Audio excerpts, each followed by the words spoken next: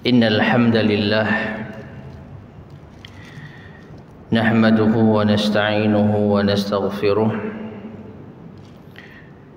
wa na'udzu billahi min shururi anfusina wa min sayyiati a'malina man yahdihillahu fala mudilla lahu wa man yudlil fala hadiya lahu وأشهد أن لا إله إلا الله وحده لا شريك له وأشهد أن محمدا عبده ورسوله اللهم صل وسلم وبارك على نبينا محمد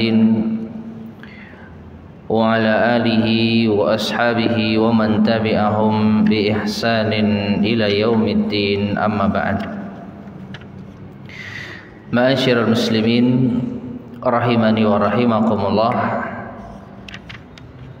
Alhamdulillah kita bisa melanjutkan kajian kita membahas kitab Ahaditsul Akhlaq yang disusun oleh Syekh Abdul Razzaq Ibn Abdul Muhsin Al-Abbad Al-Badr hafizahumallahu ta'ala.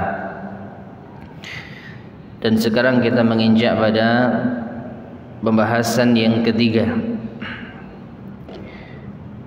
yaitu birrul walidain. Masih membahas tentang birrul walidain, berbakti kepada kedua orang tua. Di sini al-muallif rahimahullahu taala berkata, la yazalul haditsu mausulan an birril walidain. Pembicaraan kita masih berlanjut tentang birrul walidain. Wal walidatu 'alal wajhil khusus, dan ibu itu dari sisi yang lebih khusus lagi. Maksudnya berbakti pada kedua orang tua, terutama kepada ibu. Ma'asyiral muslimin rahimani wa rahimakumullah, sebagaimana yang pernah kita sampaikan di awal kajian kita, jadi kitab ini sebenarnya adalah ceramah beliau di suatu bulan Ramadan secara berseri, yang itu antara satu pertemuan dengan pertemuan yang lainnya memiliki materi tentang akhlak. Dan wallahu a'lam bishawab, nampaknya ini adalah pertemuan beliau yang ketiga. Jadi setiap pertemuan itu materinya berganti-ganti, namun untuk birrul walidain di sini dua materi yang beliau sampaikan. Jadi ada dua sesi, dan ini sesi yang kedua. Namun dari awal pembahasan ini adalah sesi yang ketiga. Jadi masih menyambung pembahasan kita yang lalu. Namun di sini beliau membawakan hadis yang lain. Fa'anil Miqdami ibni Ma'di Kariba radhiyallahu anhu, dari Al-Miqdam bin Ma'di Karib, anna Rasulullah sallallahu alaihi wasallam qala, bahwasanya Rasulullah sallallahu alaihi wasallam bersabda, innallaha yusikum bi ummahatikum salasan, sesungguhnya Allah mewasiatkan kalian dengan ibu-ibu kalian. Dan Rasulullah SAW menyampaikan ini 3 kali.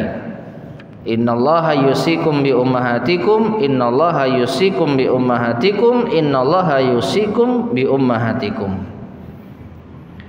Nah, setelah itu innallaha yusikum bi abaikum, sesungguhnya Allah wasiatkan kalian untuk berbakti kepada ayah-ayah kalian, terhadap ayah-ayah kalian.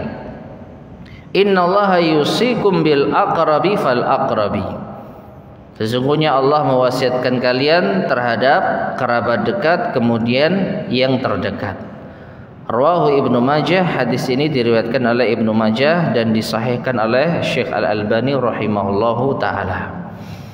Para jamaah sekalian rahimani wa rahimakumullah, meskipun hadis ini hadis yang baru dibacakan di dalam majelis kita ini, namun hadis ini serupa dan semakna dengan hadis-hadis sebelumnya yang sudah kita lewati, bahwasanya Allah Subhanahu wa taala ataupun Rasulullah sallallahu alaihi wasallam menyebutkan untuk kita berbakti kepada ibu itu 3 kali lipat dibandingkan dengan ayah. Mari kita lanjutkan penjelasan dari Syekh Abdul Razak hafizahullahu taala. Karrara sallallahu alaihi wasallam al-wasiyyata bil ummahati 3 marratin. Rasulullah sallallahu alaihi wasallam mengulangi wasiat untuk berbuat baik kepada ibu itu 3 kali. Limazidit ta'akkid atau limazidit ta'kidi ala idhami haqqihinna, karena tambahan atau sebagai tambahan bagi penegasan atas agungnya hak mereka, yaitu hak para ibu. Lita'bihinna wa ihsanihinna wa muqasatil masyaqi fil hamli wal wad'i war radha'i wat tarbiyah. Karena payahnya mereka, dan juga mereka tetap berbuat baik kepada anak-anaknya, dan mereka juga menanggung derita tatkala hamil, melahirkan, menyusui dan mendidik. Dan ini penjelasan yang sudah pernah kita bahas pula, kenapa ibu disebutkan 3 kali. Maka para ulama kita menyebutkan di antara hikmahnya karena ibu melewati 3 masa sulit. Yang pertama saat mengandung, yang kedua saat melahirkan, dan yang ketiga saat menyusui. Ya, ini hikmah yang disebutkan oleh para ulama kita mengapa tatkala Rasulullah sallallahu alaihi wasallam memerintahkan kita untuk berbakti kepada ibu sampai disebut 3 kali, diulang sebanyak 3 kali. Adapun ayah hanya sekali saja. Nah, jadi ini sudah pernah kita bahas ya. Tsumma qala fir rabi'ah, kemudian Nabi sallallahu alaihi wasallam bersabda pada kesempatan yang keempat, yaitu innallaha yusikum bi abaikum. Sesungguhnya Allah berwasiat kepada kalian terhadap ayah-ayah kalian. Lima lahum minat tarbiyati wal ihsan, karena mereka juga memiliki peran di dalam yaitu pendidikan dan kebaikan. Wa anna dzalika ta'akkuda duna ta'akkudi haqqil ummahat, dan penekanan ini ya tentu berbeda atau lebih ringan dibanding dengan penekanan terhadap hak para ibu. Ya, jadi perbandingannya 1 dengan 3. Ibu disebutkan 3 kali, sedangkan ayah hanya disebutkan sekali. Maka tentu ini menunjukkan yaitu hak ibu itu lebih besar dibandingkan dengan hak ayah. Taib. Kemudian beliau membawakan hadis yang lain. Wa an Abdullah bin Amr radhiyallahu anhuma qala. Dan dari Abdullah bin Amr radhiyallahu anhuma ia berkata, Ja'a rajulun ila an-nabiy sallallahu alaihi wasallam yubayi'uhu 'alal hijrah wa taraka abawaihi yabkiyan. Ada seorang datang, yaitu seorang laki-laki datang kepada Nabi sallallahu alaihi wasallam untuk membaiat beliau, yaitu untuk hijrah. Hijrah kepada Nabi sallallahu alaihi wasallam. Dan orang ini meninggalkan kedua orang tuanya, laki-laki ini meninggalkan kedua orang tuanya dalam keadaan menangis. Faqal, maka Rasulullah sallallahu alaihi wasallam bersabda, irji ilaihima, kembalilah kalian kepada keduanya, atau kembalilah engkau kepada kedua orang tuamu.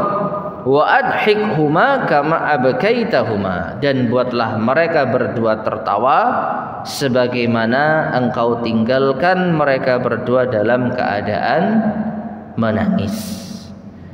Rawahu Abu Dawud. Hadis ini diriwayatkan oleh Abu Dawud dan juga disahihkan oleh Syekh Al-Albani rahimahullahu taala. Taib. Hadis ini juga mungkin pernah sempat terlewatkan ya, atau sempat disinggung ya. Yang intinya menunjukkan bahwasanya seorang anak jangan sampai membuat yaitu kedua orang tuanya bersedih, apalagi sampai menangis. Nah, kita baca penjelasan dari al-mu'allif rahimahullahu taala. Min jazail walidain, termasuk di antara balasan yang patut untuk didapatkan oleh kedua orang tua, an yakunal waladu, hendaknya seorang anak daiman, senantiasa mudkhilan as-surur alaihima, memasukkan, menanamkan kebahagiaan pada kedua orang tuanya. Ya, jadi di antara hak orang tua atau balasan yang pantas didapat oleh orang tua adalah anak seharusnya membuat kedua orang tuanya bahagia. Fala yaf'alu amran yukhzinuhuma, maka jangan seorang anak itu melakukan perkara yang membuat keduanya bersedih. Au yukaddiru safwahuma, atau menodai kesucian keduanya. Au yusabbibu buka'ahuma wa ta'allumahuma, atau menyebabkan keduanya menangis atau menderita. Bal yakunu harisan daiman ala idkhali sururi ala qalbayhima, bahkan sepatutnya seorang anak itu semangat, antusias terus-menerus untuk memasukkan kebahagiaan di hati keduanya. Wa yabhathu an ayyi amrin yufrihahuma atau yufrihuhuma liyaf'alahu. Ya, dan hendaknya seorang anak itu juga mencari cara apapun itu, ya, untuk membuat kedua orang tuanya bahagia dan agar ia bisa melakukannya. Taib ma'asyar muslimin rahimani wa rahimakumullah. Ini penjelasan yang disebutkan oleh Syekh Abdul Razak hafizahullah taala tentang balasan yang layak didapat oleh kedua orang tua kita. Setelah membawakan hadis wajibnya anak itu berbakti kepada ibu 3 kali dan kepada ayah sekali beserta hikmahnya. Ya, apa hikmahnya tadi? Karena ibu sudah menanggung beban berat, karena ayah pun juga demikian, menanggung nafkah, mendidik dan lain sebagainya. Maka apa yang telah dilakukan oleh orang tua kita, perjuangan yang telah mereka lakukan untuk kita, maka tentu ini layak untuk dibalas dengan kebaikan kita kepada mereka. Dan diantaranya adalah jangan sampai membuat mereka sedih, jangan sampai membuat mereka sengsara. Mereka sudah sengsara ketika yaitu memiliki kita, tatkala lahir sengsara mereka, tatkala kita sakit sengsara mereka. Maka ketika kita sudah dewasa tentu amat tidak baik kalau kita membuat sengsara mereka lagi. Dan seharusnya yang kita lakukan adalah membalas kesengsaraan mereka dahulu dengan sukacita dan bahagia. Dan ini hal yang apa? Hal yang pantas bagi orang tua. Maka tentu anak yang tidak baik atau anak yang durhaka ketika tahu orang tuanya telah sengsara di saat melahirkan, mengandung, kemudian mendidik, lalu sekarang ketika sudah dewasa ditambah lagi kesengsaraan orang tua. Nah, sekarang saatnya kita membalas kebaikan orang tua, buat mereka bahagia, jangan buat mereka bersedih. Taib. Kemudian qala al-muallifu hafizahullah fa hadzal rajulu, maka orang ini jaa ilal madinati muhajiran, datang ke kota Madinah untuk hijrah. Wa talaba an yubayyi'an nabiyya sallallahu alaihi wasallam 'ala al-hijrati ilaihi, dan dia menginginkan untuk membaiat Nabi sallallahu alaihi wasallam atas hijrahnya. Wal mubaya'atu, dan baiat, an yaqidal ahda, yaitu seseorang mengikat perjanjian ma'ar Rasul sallallahu alaihi wasallam, bersama Rasulullah sallallahu alaihi wasallam, ala an yabqa ala hadzal amri, agar ia senantiasa tetap berada di dalam satu urusan ini. Ya. Jadi baiat itu adalah kita berjanji kepada Nabi SAW untuk tetap senantiasa berada di dalam satu urusan. Nah, dalam hal ini hijrah, berarti baiat untuk hijrah apa? Senantiasa berjanji kepada Nabi SAW untuk berhijrah kepada beliau. Artinya tidak kembali dan tidak meninggalkan beliau sallallahu alaihi wasallam. Ya, singkat cerita, baiat itu adalah janji setia. Berjanji untuk apa? Tergantung isi baiatnya. Ya, tergantung isi baiatnya. Ada baiatul ridwan, ada baiatul aqabah. Yang kesemuanya itu poin utamanya adalah berjanji setia kepada Nabi SAW dalam urusan tertentu. Nah, itu mereka tidak boleh melanggarnya. Nah, pemuda ini, laki-laki ini datang kepada Nabi, berbaiat kepada beliau untuk hijrah. Ini merupakan hal yang sangat mulia. Naam. Wa yathbutu alaihi, dan menetap bersama beliau, wa la yatakhalla anhu, dan tidak meninggalkan beliau. Waqad qala sallallahu alaihi wasallam, dan sungguh Nabi sallallahu alaihi wasallam bersabda di hadis yang lain, ya, maksudnya man kanat hijratuhu ila Allahi wa rasulihi fa hijratuhu ila Allahi wa rasulihi. Hadis ini menunjukkan keutamaan hijrah lillah wa li rasulillah. Kalau benar-benar hijrahnya itu untuk Allah dan Rasulnya, maka dia akan mendapatkan yaitu pahala hijrah untuk Allah dan Rasulnya. Hadis yang sahih disepakati oleh Bukhari dan Muslim. Nah, artinya jamaah sekalian rahimani wa rahimakumullah, perjuangan laki-laki ini sungguh luar biasa. Jadi dia rela meninggalkan negerinya untuk berhijrah kepada Nabi sallallahu alaihi wasallam dengan niat lillahi taala. Maka dia pantas mendapatkan pahala yang besar sebagaimana dalam hadis tadi. Namun ternyata hijrahnya laki-laki ini menyisakan masalah, yaitu apa? Qauluhu, dan ucapan dari perawi hadis yaitu Abdullah bin Amr, wa taraka abawaihi yabkiyan.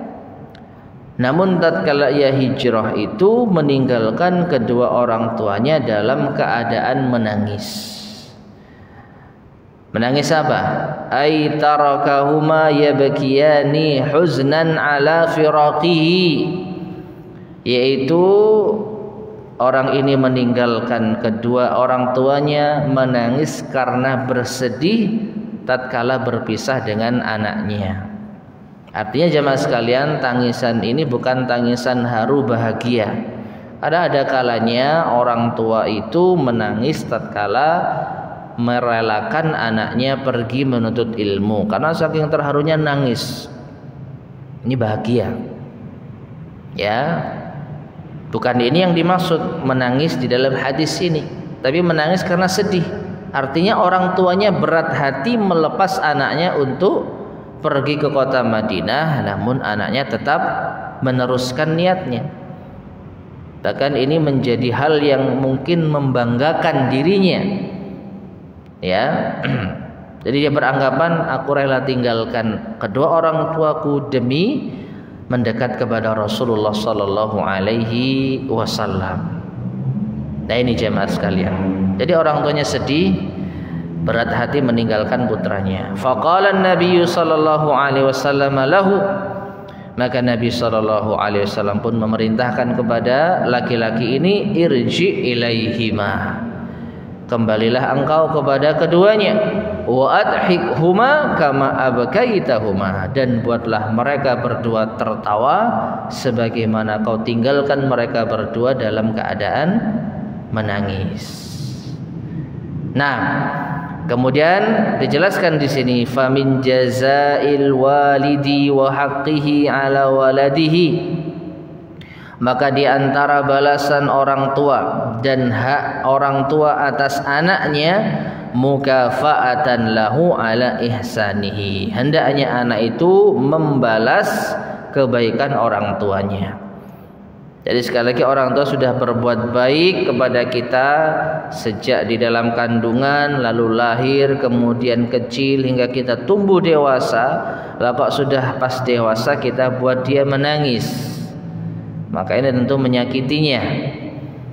Ya, maka kebaikan yang telah dilakukan oleh orang tua sepatutnya juga dibalas kebaikan anaknya. An yakuna daiman harisun ala idkhali sururi alaih. Hendaknya anak itu terus-menerus semangat, antusias untuk memasukkan kebahagiaan di dalam hatinya. Walihada, oleh karenanya, idza arada an yarhala li talabi ilmin masalan. Apabila ada seorang anak yang ingin rihlah, bepergian untuk menuntut ilmu, au li tahsili tijaratin, atau untuk mengais rezeki dengan dagang atau bisnis atau dinas, au nahwi dzalik, atau yang semisalnya, fala yarhalu wa yatruku abawaihi yabkiyani alaihi, maka jangan ia berangkat dan tinggalkan kedua orang tuanya dalam keadaan menangis. Tangisan apa ini? Tangisan sedih, bukan terharu ya, bukan terharu, bukan bahagia. Kalau ini tidak masalah, ya. Bal la yakunu dzalika illa ba'da tasyawuri ma'ahuma, bahkan janganlah ia lakukan hal itu. Apa itu? Pergi untuk menuntut ilmu atau pergi untuk bisnis, dagang dan lain sebagainya, kecuali setelah bermusyawarah dengan keduanya. Wa mura'ati halihima, dan memperhatikan kondisi keduanya. Wa talabil musamahati minhuma wal idzni, dan meminta kerelaan hati keduanya dan izin dari keduanya. Tapi jemaah sekalian rahimani wa rahimakumullah, lihat ini ya. Hijrah, perhatikan. Hijrah kepada Allah dan Rasulnya ini hal yang dituntut. Ya, terlebih Nabi SAW saat hijrah ke kota Madinah, ya beliau membutuhkan banyak dukungan. Semakin banyak dukungan dari kaum muslimin dari segala penjuru, maka semakin kuatlah posisi umat Islam yang nanti mereka akan melakukan perjalanan-perjalanan jihad dan lain sebagainya, di dalam menangkal serangan dan lain sebagainya. Intinya Nabi butuh personel, yaitu yang setia kepada beliau. Maka tidak ada perselisihan di antara kita kalau apa yang dilakukan oleh anak ini hal yang mulia. Hijrah kepada Nabi SAW bukan hal yang remeh.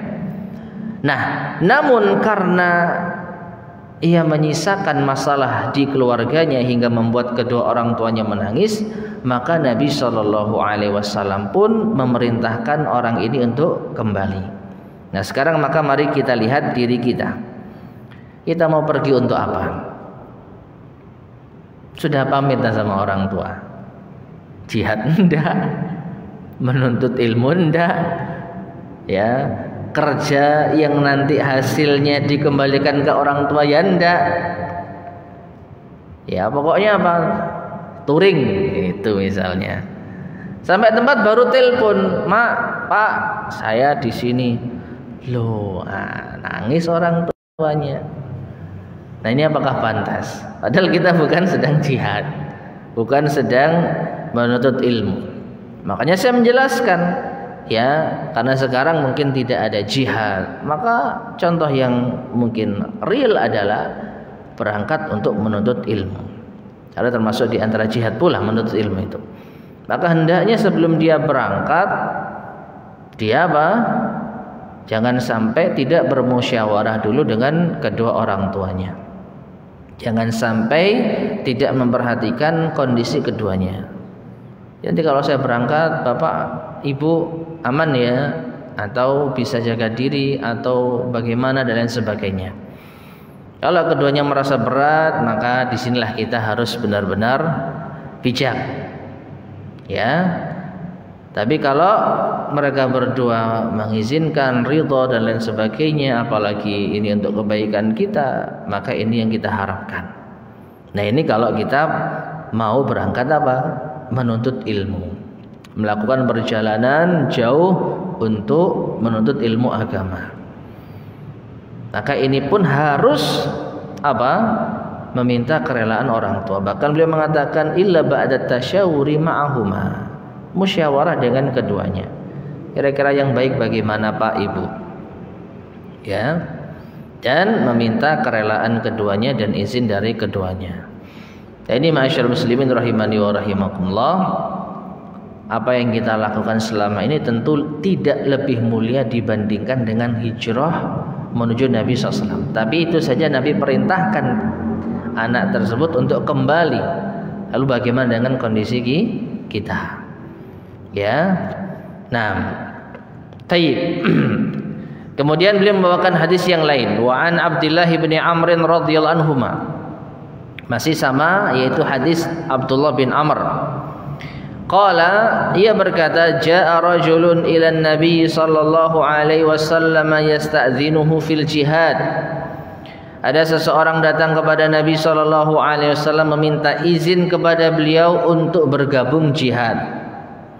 Faqal, maka Nabi sallallahu alaihi wasallam bersabda, ahayyun walidak, apakah kedua orang tuamu masih hidup? Qala na'am, maka orang ini mengatakan iya. Qala, maka Rasulullah sallallahu alaihi wasallam bersabda, fa fihima fajahid, maka kepada keduanya hendaknya engkau berjihad. Muttafaqun alaih. Taib. Hadis ini ma'asyarul muslimin rahimani wa rahimakumullah mirip dengan hadis sebelumnya. Namun hadis ini lebih spesifik. Jadi orang ini bukan hanya sekedar hijrah kepada Nabi, tapi juga ingin berjihad bersama Nabi sallallahu alaihi wasallam. Ya. Dan berjihad bersama Nabi sallallahu alaihi wasallam tentu makna yang itu terbesit di benak kita ya, berperang bersama Nabi sallallahu alaihi wasallam. Baik itu bertahan maupun menyerang, ingin bergabung dengan pasukannya Nabi Shallallahu Alaihi Wasallam. Namun justru Nabi SAW mengatakan atau bertanya, apa kedua orang tua masih hidup? Ternyata masih. Maka Nabi perintahkan anak ini untuk berjihad. Fafihi fajahid, dan berjihadlah kamu kepada keduanya. Ini menunjukkan sekali lagi jihad itu adalah ungkapan yang umum. Ya, ungkapan yang umum. Secara makna artinya apa? Berjuang. Dan berjuang itu banyak. Berjuang melawan hawa nafsu, berjuang untuk berbuat taat, berjuang untuk menuntut ilmu, berjuang untuk melawan hawa nafsu dan lain sebagainya. Termasuk berjuang untuk berbakti kepada kedua orang tua. Ini termasuk jihad. Ya. Berjuang untuk berbakti kepada kedua orang tua ini termasuk apa? Jihad. Karena jelas ya masyaallah rahimani wa rahimakumullah, khususnya kalau orang sudah tua, ya orang tua sudah sepuh, maka kita akan banyak menguras tenaga, menguras pikiran, menguras perasaan. Nah, inilah perjuangannya. Ya, maka Rasulullah SAW menyebutkan berbakti kepada kedua orang tua termasuk apa? Jihad. Nabi perintahkan anak ini untuk kembali kepada kedua orang tuanya dan melarangnya untuk bergabung jihad bersama Nabi Sallallahu Alaihi Wasallam. Taib. Qala al-Hafidz Ibnu Hajar rahimahullah. Al-Hafidz Ibnu Hajar rahimahullah berkata menjelaskan hadis ini. Yaitu in kana laka abawan. Apabila engkau masih punya dua orang tua, fa ablig juhdaka fi birrihima. Maka bersungguh-sungguhlah, kerahkan seluruh kemampuanmu untuk berbakti kepada keduanya. Wal ihsani ilaihima, dan berbuat baik pada keduanya. Fa inna dzalika yaqumu laka maqama qitalil adu. Maka yang sesungguhnya hal itu sama seperti engkau memerangi musuh. Ya. Jadi berbakti kepada kedua orang tua itu juga disebut dengan jihad Dan ini kata Ibnu Hajar sama pahalanya dengan berperang melawan musuh.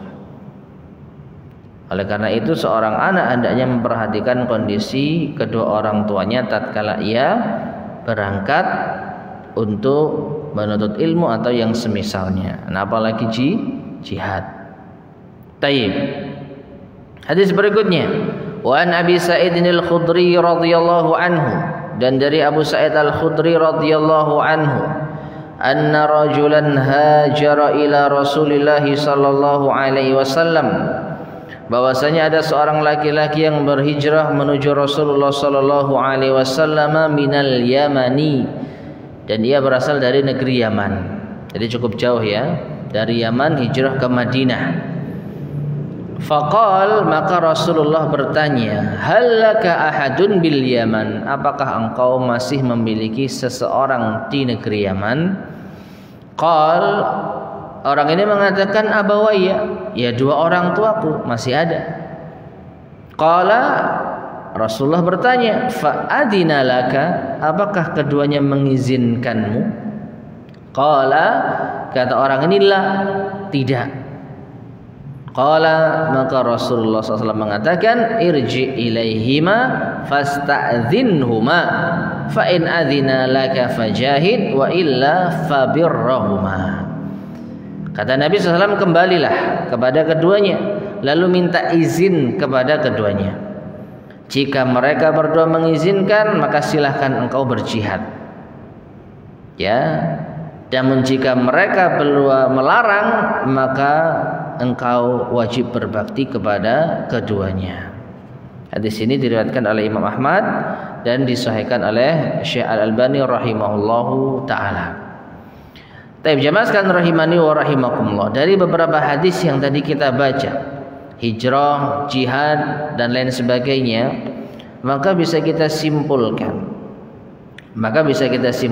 bahwasanya ridho kedua orang tua terhadap apa yang mau kita rencanakan ini hal yang wajib. Sekali lagi, ridho kedua orang tua terhadap apa yang kita mau rencanakan itu adalah hal yang wajib. Namun ingat, ini hanya terbatas pada perkara-perkara yang dibenarkan syariat atau minimalnya dibolehkan syariat. Apa itu? Menuntut ilmu, ya, atau berdagang, bisnis, ini boleh, mubah. Tapi kalau untuk suatu maksiat, maka meskipun kedua orang tua ridho, kita nggak boleh. Contohnya apa? Mau ngelamar kerja tapi kerjaan yang haram. Doakan saya, Mak, saya mau berangkat kemana? Ngelamar kerja, pekerjaan ABCD yang itu haram. Lalu orang tuanya mengizinkan, maka ini tidak berarti apa-apa. Karena apa? Bagaimanapun juga hak Allah itu lebih didahulukan daripada hak orang tua. Ini permasalahan mendasar ini, dan sudah kita terangkan di pembahasan-pembahasan sebelumnya. Kalau orang tua memerintahkan, menyeru, mengajak pada maksiat, fala tuti'huma, jangan kalian taati keduanya. Jadi anak itu jangan bangga kalau dapat ridho orang tua dalam kemaksiatan, seakan-akan dia telah berbakti kepada kedua orang tuanya. Oke, Anda berbakti kepada kedua orang tua, tapi Anda durhaka kepada siapa? Allah Subhanahu wa taala. Apa artinya? Ya, tetap Allah itu yang paling utama. Makanya di sini berjihad, ada tuntunannya, dianjurkan, bahkan disukai. Nah, baru setelah hak Allah Subhanahu wa taala terpenuhi, setelah tidak ada masalah dengan aktivitas kita, baru minta ridho orang tua. Nah, seperti itu. Ya. Jadi ketika kita menjumpai ada hadis yang tadi disebutkan, tiba-tiba Nabi menyuruhnya kembali, ya, kemudian berjihadlah kepada kedua orang tuamu, maka ini isyarat kalau orang tersebut belum izin. Itu intinya, belum mendapatkan izin. Tapi kalau ada seorang yang datang kepada Nabi sallallahu alaihi wasallam, lalu ternyata dia mendapatkan izin dan ridha dari kedua orang tuanya, maka niscaya Nabi sallallahu alaihi wasallam akan menerimanya. Ya. Jadi hadis-hadis ini menunjukkan bahwa orang tersebut belum mendapatkan ridha orang tua, belum mendapatkan izin. Makanya di hadis yang terakhir tadi ditegaskan fasta'dzinhuma, minta izin kepada keduanya. Kalau diizinkan falaka fajahid, maka silahkan engkau ikut berjihad. Wa illa, tapi jika tidak diizinkan fabirrahuma, maka berbaktilah kepada kedua orang tuanya. 6. Kemudian Syekh Abdul Razak menjelaskan fihi dalilun ala annahu yajibu isti'dzanul abawaini fil jihad. Di dalam hadis ini terdapat dalil wajibnya meminta izin kedua orang tua di dalam berjihad. Wa tahrimihi idza mana'a minhul abawan, dan diharamkannya berangkat berjihad apabila kedua orang tuanya melarang, au ahaduhuma, atau bahkan satu saja. Ayahnya mengizinkan, ibunya ndak, atau kebalikannya, ibunya mengizinkan, ayahnya ndak, maka tetap tidak boleh. Li'anna birrahuma fardhu ainin. Ini dari tinjauan fikih jamaah, perhatikan. Li'anna birrahuma fardhu ainin, karena berbakti kepada orang tua itu hukumnya fardhu ain, kewajiban yang dibebankan secara personal. Ya, jadi kalau Anda tidak berbakti kepada orang tua, maka Anda berdosa. Ya, artinya apa? Kalau Anda tidak berbakti kepada kedua orang tua, tapi tetangga Anda misalnya, anaknya tetangga berbuat baik sama orang tua Anda, maka ini tidak mewakili jamaah. Paham ya? Anaknya sendiri durhaka, tapi anaknya tonggo, anaknya tetangga berbakti. Maka kebaikan anak tetangga kepada orang tua kita tidak menjadikan kita bebas dari dosa, karena kita durhaka. Karena fardhu ain, kewajiban itu dibebankan kepada personal kita yang dilihat kita. Nah, kemudian wal ihsana ilaihima min a'zamil jihad, dan berbuat baik kepada keduanya termasuk di antara jihad yang paling agung.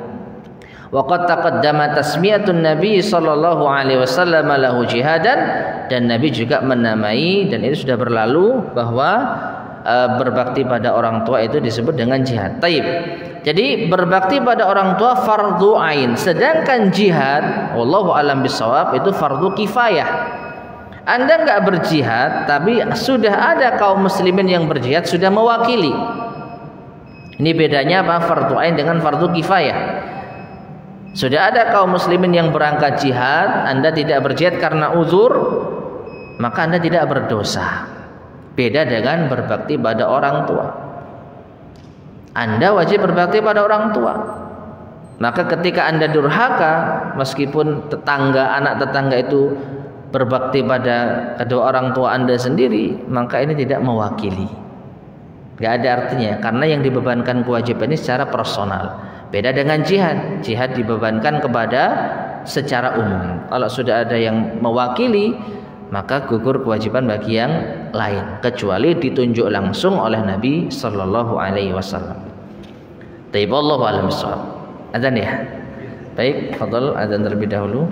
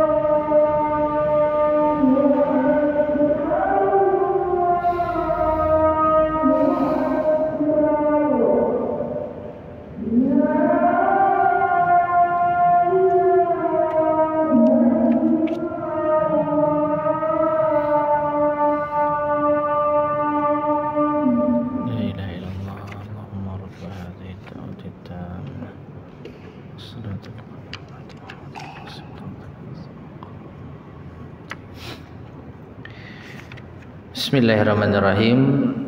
Ma'asyiral muslimin rahimani wa rahimakumullah.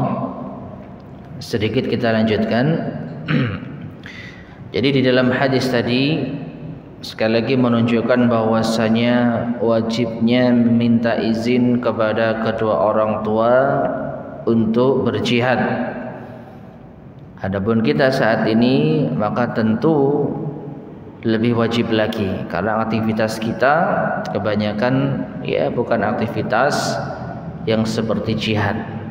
Paling banter ya menuntut ilmu, ngaji, hadir di majelis ta'lim. Ya. Nah ini, maka ini wajib pula untuk kita meminta izin kepada keduanya.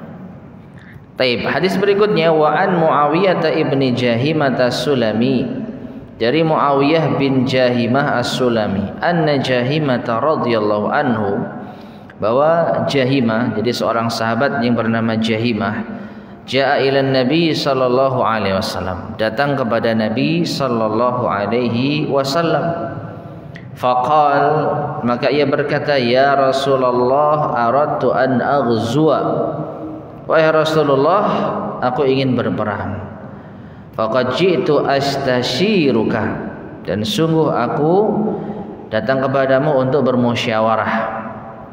Faqala, maka Nabi SAW berkata, hal laka min ummin, apakah engkau punya ibu? Qala na'am, ia mengatakan iya. Qala, maka Nabi SAW mengatakan falzamha, maka tetaplah engkau bersama ibumu. Fa innal jannata tahta rijlaiha, karena sesungguhnya surga ada di bawah kedua kakinya. Rawahu An-Nasa'i, hadis ini diriwayatkan An-Nasa'i dan juga dianggap hasan oleh Syekh Albani rahimahullahu taala. Maksud dari hadis ini, aiman barra ummahu wa qama bihaqqiha dakhalal jannah. Siapa yang berbakti pada ibunya dan menunaikan hak ibunya, maka dia akan masuk surga. Jadi seakan-akan apa? Kita masuk surga itu tergantung bagaimana perbuatan kita kepada ibu kita. Makanya diperumpamakan dengan di bawah kaki ibu. Surga itu ada di bawah kaki ibu. Nah, ini hadis yang serupa. Intinya ada orang yang meminta izin untuk perang, namun ternyata dilarang oleh Nabi sallallahu alaihi wasallam karena berbakti kepada ibu itu jauh lebih penting. Taib, satu hadis lagi. Wa an Abi Darda'i radhiyallahu anhu qala, dari sahabat Abu Darda radhiyallahu anhu ia berkata, sami'tu Rasulullah sallallahu alaihi wasallam yaqul, aku pernah mendengar Rasulullah sallallahu alaihi wasallam bersabda, al walidu awsatu abwabil jannah, orang tua adalah pintu surga yang berada di tengah. Fa in syi'ta fa'adhi dzalikal baba aw ihfazhu, jika engkau berkehendak maka letakkan pintu itu atau jagalah ia. Rawahu Tirmizi, hadis ini diriwayatkan oleh At-Tirmizi dan disahihkan oleh Syekh Al-Albani rahimahullahu taala. Taib, jamaah sekalian rahimani wa rahimakumullah, dalam hadis ini ada perbedaan dengan hadis sebelumnya. Kalau ada sebelumnya itu ibu, surga berada di bawah kedua kaki ibu. Adapun dalam hadis ini orang tua umum, ya bisa ayah bisa ibu, adalah pintu surga yang ada di tengah. Apa maksudnya? Dijelaskan oleh Syekh Abdul Razak hafizahullah, ay khairul abwabi wa a'laha, yaitu sebaik-baik pintu dan pintu yang paling tinggi. Wal maknanya anna ahsana ma yutawassalu bihi ila dukhulil jannah, bahwa perkara yang paling baik dan yang paling bisa untuk menyampaikan kepada surga, yang bisa mengantarkan ke surga, wa yutawassalu bihi ila wusuli darajatihal aliyah, dan juga bisa menyampaikan kepada derajat surga yang paling tinggi, ta'atul walidi, adalah mentaati orang tua, wa mura'atu haqqihi, dan menjaga hak-haknya. memperhatikan haknya. Wa idza kana sya'dul walid, dan apabila ini adalah keadaan al-walid, orang tua laki-laki, ya seperti ini, fa sya'nul walidati a'zam, maka keadaan ibu maka lebih agung lagi. Taib. Jadi ada kesalahan tadi ya, terjemah ya. Jadi Nabi SAW mengatakan al-walid yang dimaksud adalah ayah.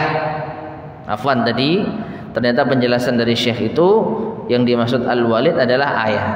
Jadi ayah itu adalah pintu surga yang paling tengah, dan yang dimaksud dengan paling tengah sesuai dengan makna ausat adalah yang paling baik.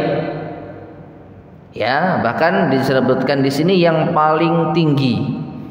Artinya cara atau diantara sebab kita bisa masuk surga di pintu yang terbaik dan pintu yang paling tinggi dan derajat surga yang paling tinggi adalah berbakti kepada ayah.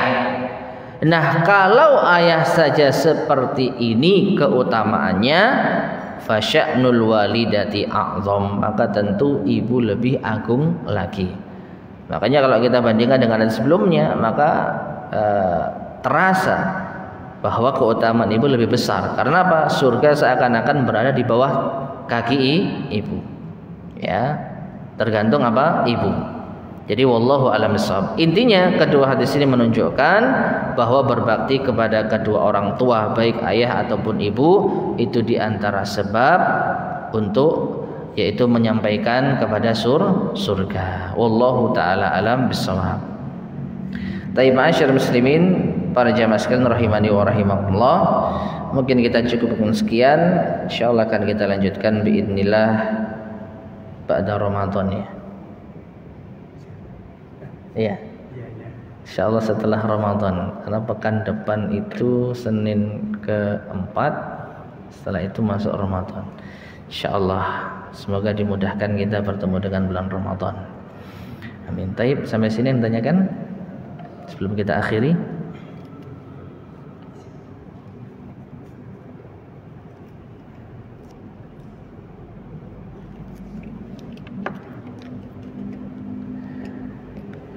Baik, jika tidak ada, mungkin kita cukupkan sekian. Semoga bermanfaat. Kurang lebihnya saya mohon maaf. Kita akhiri subhanakallahumma bihamdika asyhadu an la ilaha illa anta astaghfiruka wa atubu ilaik. Alhamdulillahirabbil alamin. Wassalamualaikum warahmatullahi wabarakatuh.